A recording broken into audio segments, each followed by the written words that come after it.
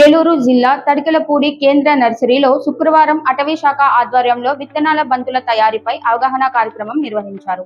జిల్లా అటవీ శాఖ అధికారి పివి సందీప్ రెడ్డి అధ్యక్షతన గ్రీన్ క్లైమేట్ టీమ్ ఎన్జీఓ వ్యవస్థాపక కార్యదర్శి జేవి రత్నం నేతృత్వంలో జరిగిన ఈ కార్యక్రమంలో అధికారులు, వన సంరక్షణ ప్రతినిధులు పాల్గొన్నారు. ఈ సందర్భంగా సందీప్ రెడ్డి మాట్లాడుతూ వాతావరణ మార్పులు, పెరుగుతున్న ఉష్ణోగ్రతలను ఎదుర్కోవాలంటే ప్రతి ఒక్కరూ మొక్కల పెంపకంలో భాగస్వాములు కావాలని పిలుపునిచ్చారు. రాష్ట్ర ప్రభుత్వం అటవీ శాఖ లక్ష్యంగా పెట్టుకున్న 2.5 కోట్ల విత్తనాల బంతుల తయారీలో ఏలూరు జిల్లాను రాష్ట్రంలో అగ్రగామిగా నిలపాలని అన్నారు. ఈరోజు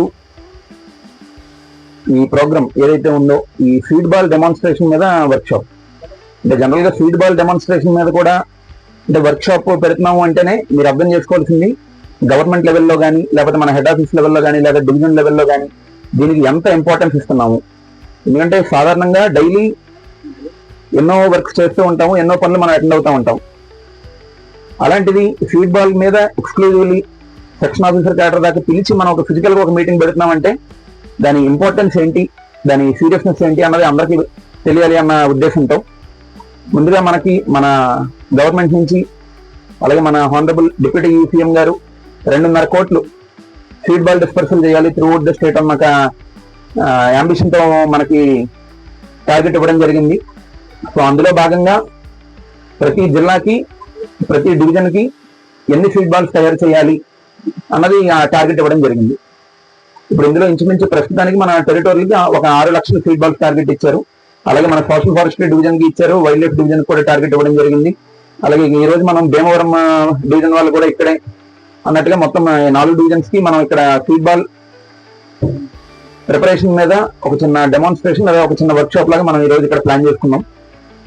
ముందుగా ఇది మనం ఈ వర్క్ షాప్ అనుకున్న వెంటనే లేదా ఖచ్చితంగా నేను వస్తాను సార్ అని చెప్పి మనకి సపోర్ట్ చేస్తూ ఈరోజు ఇక్కడికి వచ్చిన మన రత్నం గారికి నా హృదయపూర్వక ధన్యవాదాలు. ఎందుకంటే ఎంత మనం డిపార్ట్మెంట్ లో అందరూ మనం సీడ్ కలెక్షన్ ఎప్పటి నుంచో చేస్తున్నాము, సీడ్ బాల్ చేస్తూ ఉంటాము. కాకపోతే ఒక టెక్నికల్ గా దాని మీద వర్కౌట్ చేసిన వాళ్ళకి, మనం as a part of duty చేస్తున్న వాళ్ళకి ఎంతో కొంత ఎక్స్పర్టైజ్ అన్నది డిఫరెన్స్ ఉంటుంది ఖచ్చితంగా. ఈ రోజు అంటే ఓన్లీ మన డిపార్ట్మెంట్ లో మనం ఏదో మాట్లాడు 70% ఆవు పేడ, 30% మట్టి, 3 దేశీయ అడవి జాతుల విత్తనాలతో విత్తనాల బంతుల తయారు చేయాలని వివరించారు. ఈ విత్తనాల ద్వారా సామాజిక వనాలను విస్తరించి పర్యావరణాన్ని కాపాడవచ్చని చెప్పారు. ప్రతి ఒక్కరూ యుద్ధంలో పోరాడే సైనికుల్లా కృషి చేయాలని పిలుపునిచ్చారు. సామాజిక వనాల విభాగం డిఎఫ్ఓ సిహెచ్ సూర్యనారాయణ మాట్లాడుతూ గడ్డి విత్తనాలకు కూడా ప్రాధాన్యత ఇవ్వాలని సూచించారు. సెక్రటరీ గారు, అలాగే sub divisional forest officer Eluru మరియు ఫారెస్ట్ సిబ్బంది వారందరికీ నమస్కారం. ముఖ్యంగా డిఎఫ్ఓ గారు చెప్పినటువంటి విషయాలు అన్ని కూడా స్టేట్ గవర్నమెంట్ ఎంత ప్రాముఖ్యత ఇస్తున్నటువంటిది మీ అందరికీ తెలుసు. ఈ సీడ్ బాల్ ప్రిపరేషన్ అనేటువంటిది కొత్త పదం ఏం కాదు, మీ అందరికీ తెలిసినటువంటి విషయాలు. అయినప్పటికీ కూడా కొన్ని విషయాలు, అడవుల్లో పశుపక్ష్యాదులకు ఆహారం అందేలా అడవుల విస్తరణకు విత్తనాల బంతులు ఉపయోగపడతాయని తెలిపారు. గ్రీన్ క్లైమేట్ టీమ్ ఎన్జీఓ వ్యవస్థాపక కార్యదర్శి జేవి రత్నం మాట్లాడుతూ కార్బన్ ఉద్గారాలను తగ్గించి ప్రాణవాయువు పెంచేందుకు విత్తనాల బంతుల తయారీ ఎంత ఉపయోగకరమో పేర్కొన్నారు. సీడ్ బాల్ చేయకండి, మన శ్రమ వృధా అవుతుంది, లెక్క కనిపిస్తుంది రాదు.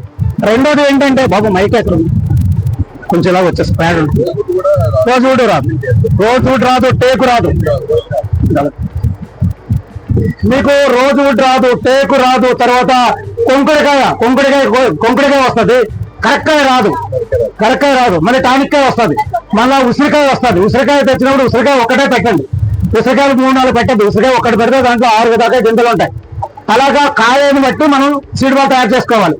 అలాగే మీరంతా కూడా చేసేటప్పుడు సీడ్ బాల్ చేసేటప్పుడు కూడా కొన్ని టెస్ట్ చేయండి. మనకి చింత టెస్ట్ చేయాల్సిన అవసరం, మొక్కలు వస్తున్నాయి, బాగా వచ్చేస్తుంది, మధ్య వచ్చేస్తుంది, అది తురాయి వస్తుంది, ఇలా ఇవన్నీ వచ్చేస్తున్నాయి. మనకి రాని ఏంటి అన్నది కొత్త స్పీసెస్ ఏదైతే ఫారెస్ట్ చేస్తున్నారో ఫారెస్ట్ లో రాని సీడ్ మీద చూడండి. ఎందుకంటే నేను లిస్ట్ పంపిస్తా, ఏవేవైతే మొక్కలు వస్తున్నాయనేది నేను లిస్ట్ పంపిస్తాను. రానివి మీరు ఏవి దాని చోటు టచ్ చేయకండి, టచ్ చేస్తే మన శ్రమ వృధా అవుతుంది. రెండోది ఏంటంటే గాలి తగిలే చోట ఆరబెట్టండి. సీడ్ బాల్ చేసేది ఉదయం 6 నుంచి 1 గంట వరకు తయారు చేయండి. 1 గంట తర్వాత సీడ్ బాల్ తయారు చేయద్దు. 1 గంట నుంచి సాయంత్రం వరకు అది ఆరటం చూసుకోవాలి. ఎందుకంటే ఆ 4 గంటలు అది ఆరిపోతుంది. ఉదయం 6 నుంచి 1 గంట తయారు చేసిన కూడా ఎప్పటికప్పుడు ఆరబెట్టేస్తూ ఉండాలి. అది ఎండలో ఆరబెట్టేస్తుంటే మనకి లక్కీగా ఇక్కడికి బాగుంది. దీని మీద చెక్కలు కానీ టార్పిన్ కానీ వేసేస్తే అది తొందరగా ఆరిపోతారు. ఆ తొందరగా ఆరిపోయిన దాన్ని ఏదైనా చేసేవాళ్ళు రావచ్చు ముందుకి.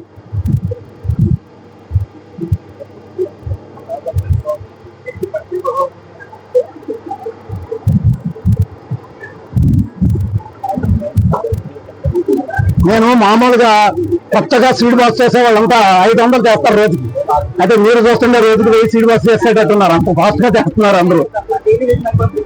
ఇదిగోండి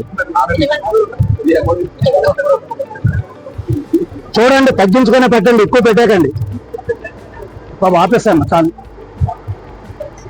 ఈ కార్యక్రమంలో sub DFO Kumari R Sridevi, range అధికారులు, సెక్షన్ అధికారులు, వన సంరక్షణ సంస్థల ప్రతినిధులు మరియు ఇతర సిబ్బంది పాల్గొన్నారు.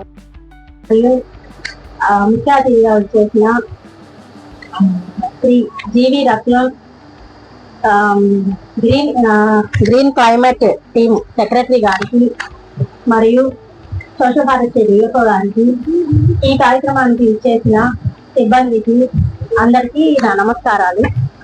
ఈరోజు మనము రాష్ట్ర ప్రభుత్వం చేపట్టిన కార్యక్రమంలో భాగంగా seed ball preparation work shop ఇక్కడ మనము నిర్వహించుకుంటున్నాము. ఇక మనకి స్వచ్ఛ భారత్ చెప్పినట్లుగా సీడ్ బాల్స్ వాటి యొక్క యూజెస్ వాటిని తయారు చేసి